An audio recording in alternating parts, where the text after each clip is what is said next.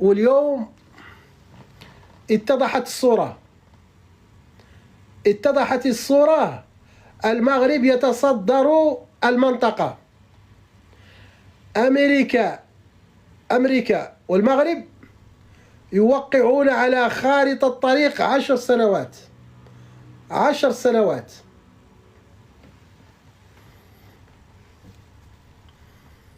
ياك يا أخوة الكرام ويا أخوات، تنقول لكم سنذكركم في الوقت المناسب.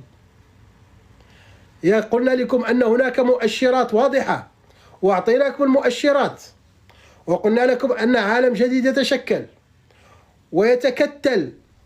الأمم المتحدة راها ماتت، والمغرب أخذ منها ما يجب أن يأخذه بقرار 27-97. الآن هناك يتشكل عالم جديد.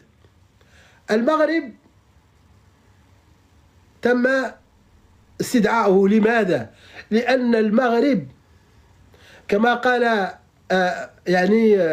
رئيس وزير الخارجية المغربي في آخر حديث له، افهموا الكلام، المغرب آمن، المغرب شريك وفي، المغرب شريك ملتزم، المغرب شريك نتائجه مضمونة. وهذا هو اللي كيقلبوا عليه الناس، هذا هو اللي يقلب عليه العالم. العالم لا يبحث عن من ضربته مرة في السماء وضربة أخرى في الأرض، والعالم لا يبحث عن ضربة في الغرب وضربة في الشرق.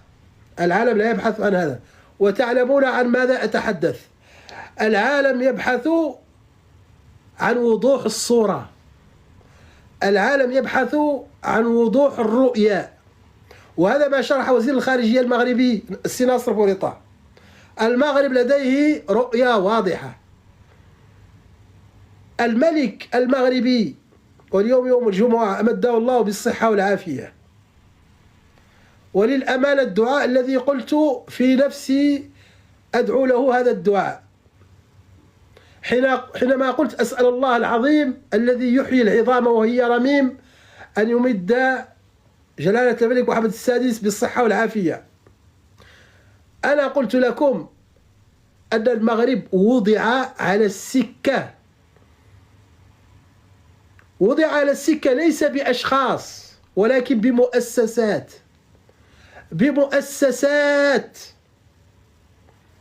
وهذه الرسالة أريد أن يستوعبها العالم الآخر الذي يروج عبر منصاته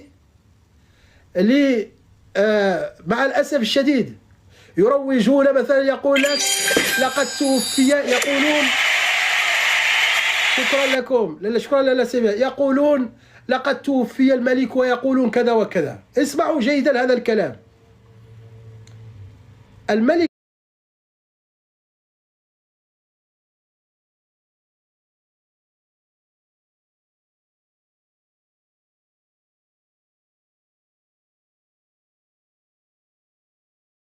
بتدينه وعقيدته إذا كان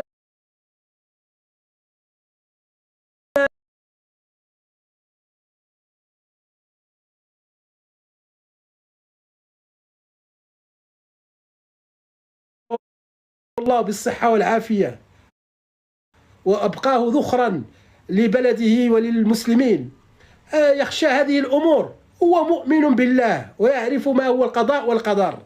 يعني تكتبون هذه، شوف تكتبوا هذه المعلومات وتكتبوا كأنكم الرجل وضع بلده. اسمع جيدا ما أقول لكم، لعله تعتقدون أنه برحيله أو شيء من هذا القبيل أن المغاربة سيندثرون أو شيء من هذا القبيل. الرجل وضع بلده على سكة ووضع لبلده مؤسسات تسير البلد وتقوم بعملها على أحسن وجه. الملك يعطي تعليماته وتوجيهاته، والمؤسسات تعمل من نفسها. رأيتم جامعة كرة القدم الإنجازات التي تحقق. هناك رجل السي يعني لقجع فوزي، لازم نقول فوزي. لماذا لازم نقول فوزي؟ لأن لكل إنسان حظ من اسمه، وهو اسمه فوزي، وسيبقى إن شاء الله ما أبقاه الله من فوز إلى فوز، من فوز إلى فوز. والحمد لله أنه أيضا أتى بوهبي، وإن شاء الله على يده يهب الله الألقاب للفريق الوطني المغربي. هذه نزيدها لكم نزيدها لكم بإذن الله تعالى إن شاء الله.